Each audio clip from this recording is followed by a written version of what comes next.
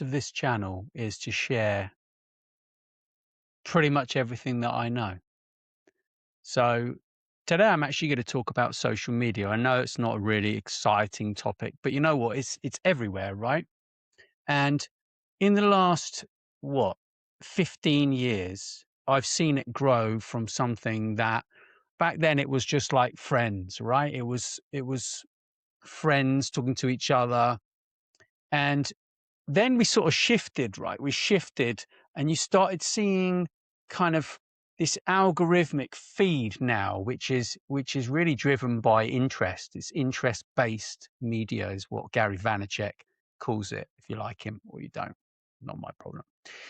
Um, so it's a bit warm here today. So what I'm really digging into here is I'm going to go through with you what I think has changed and what hasn't really changed. I just did a lot of research for a client that was particularly interesting around social media, and I taught this workshop back in the day for IBM business partners and alliances. This was for cloud, IBM cloud, I think, digital marketing enablement, right? This is 2015. And actually I was looking through this the other day, and I taught a lot of workshops back then for Microsoft as well and a few other companies. And what's interesting is that not a lot has actually really changed. Like all the social media gurus love to stay one step ahead and tell you that all these things have changed. But in reality, yes, we've got better algorithms, we've got more on point content, and we've got adverts, right? So surely that's what we had before. We had adverts before, right? And what's really interesting now, though, is that actually you can basically take your data from your social media accounts, and you can actually run analysis. I just spent the last week, a week and a half, 2 weeks running some marketing analysis reports for a couple of my clients, and believe me, it's not an easy thing to do because a lot of these language models, they love to hallucinate, right? They love to hallucinate, and you can run research all you want, yeah, and you can give it to the client, but if you don't actually understand what you're talking about, that research just basically means nothing. It means absolutely nothing, right? But what's basically happened in the last 15 years around these things is that we've gone from all sorts of different content types. So we started out with like text based and went to photo based and we went to video and long video, short video now, right? But all of these different kind of medias are actually popular still, right? Some people love video, some people love images, and some people love written, right? And nothing, and obviously they love to listen to stuff, right? But nothing's really changed, yeah. Um, for clients though, if they aren't extremely good and they haven't built a community around them and they don't know what they're doing, then their organic reach has kind of died, right? So their organic reach has kind of died in many ways.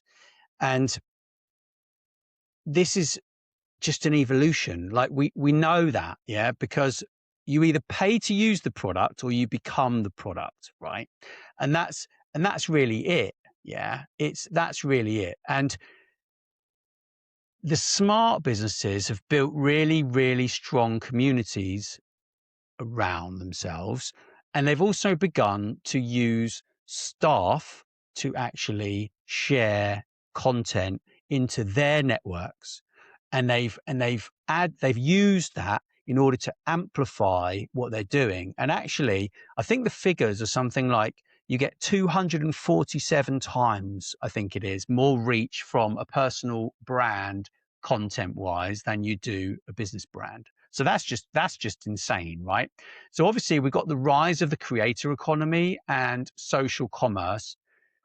And this is massive. It's a multi-billion-dollar career path. So shopping has recently integrated into a lot of these apps that wasn't like available back then. And this allows users to buy products immediately without leaving the platform. So that's absolutely huge. yes, there has been some sort of platform fragmentation. And, obviously, the more platforms you have, the more places you need to be. But I think we need to think about that with caution, right?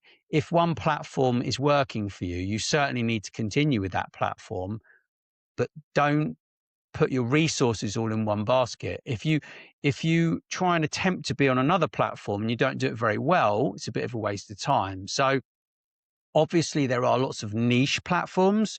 There are lots of, hidden groups that are kind of out there, but the reality of it all, right, is the human need for connection has not changed. Yeah, that has not changed, and social media is driven by the same psychological desires that it had 15 years ago: the need for belonging, validation, entertainment, and finding a community. Right?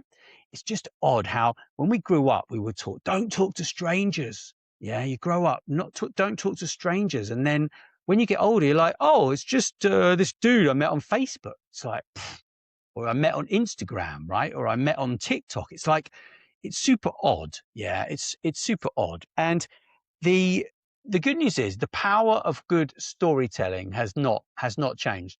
No matter how advanced the algorithms become, an authentic, compelling story will always outperform an overly polished, soulless corporate advertisement, right? And that's massive. The statistics around that are absolutely huge. And clients were obsessed with likes and follow accounts 15 years ago.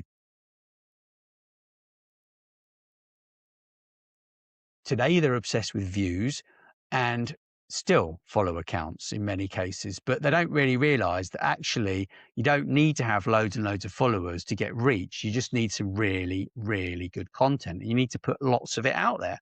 So the struggle to get real clients to focus on business return on investment, the struggle to get clients to focus on real return on investment over vanity numbers is still the same. It hasn't changed in all those years because they get endorphins. They get a great feeling that they've got all these followers. And frankly, if you're not making the sales, doesn't matter how many followers you've got, right?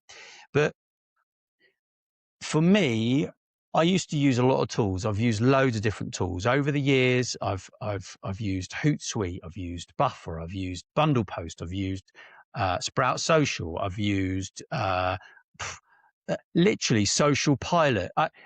Social Bro, which then became Audience, which is a really great analytics tool now, which is not cheap, yeah, but it's good, and you get what you pay for. At the end of the day, the more useful the data that you can actually use, the more expensive your services are going to be. And actually, the knowledge of a lot of these tools has come with me all these years, 15 years, right? I've been sort of digging in social media.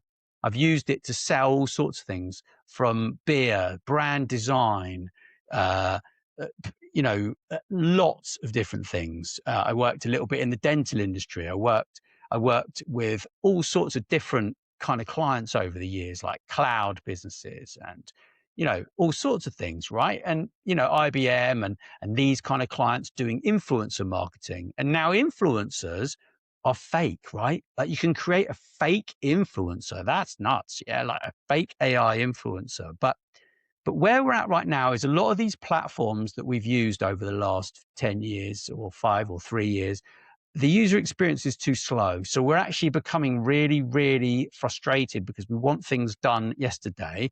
So now you can use a lot of these connectors via these LLMs, these language models, to speed up your content creation, whether that's from due to editing that you don't want to go into the editing software yourself, whether that is social media posting, whether that is social media analysis, whether that is setting up your Google tags for your website. There are so many things that actually these LLMs are doing right now that I'm really excited about the future. I think that we're at a point now where if you've got the time, you've got the effort, and you've got some knowledge of marketing, you can really excel in whatever business that you're in. And I'm very privileged. My mentor and business partner, he's actually spent a long time doing retargeting and doing email and doing various different marketing methodologies, right?